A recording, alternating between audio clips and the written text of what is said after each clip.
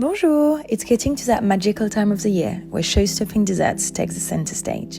I created this chestnut and chocolate mousse charlotte for the Y Company, and it couldn't look better on top of this stylish festive cake stand. I first make the cartouchière with a biscuit à la cuillère, which is going to hold our chocolate mousse and base for the charlotte together. Once that's done, I'll start to make my chocolate mousse by mating the chocolate with the butter, crème fraîche and icing sugar. I simply finish it up with the egg yolks and the wiped egg whites. I line my tin with the cartouchière and layer the base with leftover biscuit à la cuillère. Time to add up the chestnut paste, a layer of chocolate mousse, and whip it again. It is such a great dessert because you can prepare it the day before, leave it to set in the fridge, and simply decorate it the day with some chantilly and some extra chestnut cream.